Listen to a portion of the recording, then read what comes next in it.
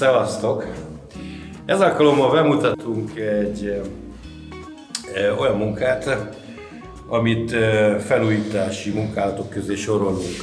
Van rá eset, hogy egy újonnan elkészült burkolatot is fel kell újítani, mert valami miatt nem sikerült jól. Mi most egy ilyen kis Bosch Hammer multifunkciós géppel fogjuk letolni a falról a burkolatot. Ehhez különböző vésőfejek vannak, széles, lapos, vannak hegyes, van aminek döntött a vége. Meg kell választani azt a típusú vésőhegyet, amelyik a legjobban alkalmas a feladatra. Ez a gép azért javasolt, hogy mindenkinek legyen az autóban, minden burkolónak, mert ezzel tudunk fúrni is, ütve fúrni is és vésni is. A tokmánya is cserélhető, úgyhogy nem csak SDS befogást, hanem szimpla fúróhegyeket is be lehet fogni vele. Én most egy mozdulattal lecserélem a szélesebb vésőhegyre, és ezzel mutatom meg, hogy vésünk. Azért javasolt, hogy széles vésőheggyel véssük, hogy viszonylag a falfelület síkját ne törjük össze, ne lyukasszuk ki, ezt újra kell egyenlíteni. Ha nem jó a függő, akkor is újra kell egyenlíteni, de legalább nem sebezzük úgy meg a falat olyan mértékben.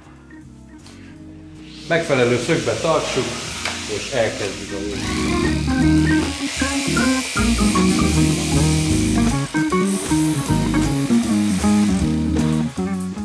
A vésőt érdemes sűrűn megfenni, hogy minél élesebb legyen, mert akkor könnyebben belekap a felületbe.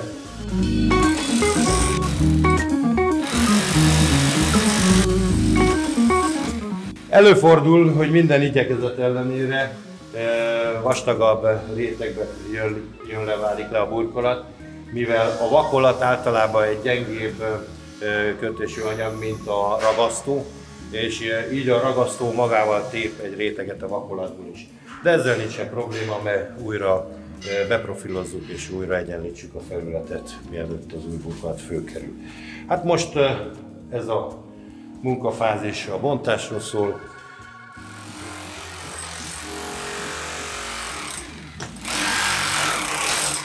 Biztos hallatszik, hogy nehezebben bomló felületet bontok, a gépet ráhúzom a teljes erőből, akkor sokkal gyorsabban vés, viszont azért jó az ilyen pici gép, mert ezzel tudjuk szabályozni az ütések számát is, hogy lassan vagy gyorsan véssen. Ha valamit csak éppen ki kell kozmetikázni, azt is meg tudjuk csinálni. Mutatom, hogyan. Ha gyorsan vésünk,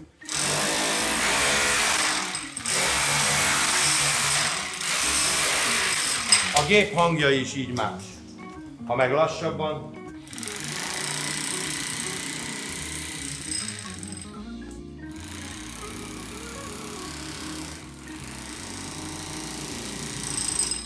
ha valamit egy sarokból ki kell szedjek, csak úgy, hogy meg ne sérüljön a mellette levő lap, az is jó, a sarkos a véső, és akkor csak nagyon picit húzok.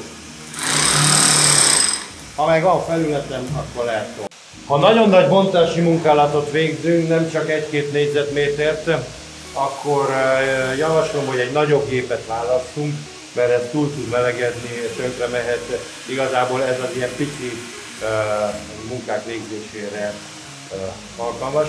Meg azért jó nekünk burkolóknak, mert multifunkciós, ahogy említettem, többféle tokmány is rakható rá, és tudom kapcsolni a fúrásra, vagy ütőfúrásra, vésésre, így nem kell egy harmadik gép is a munka végzésre, hanem egy géppel mindent megcsinálunk.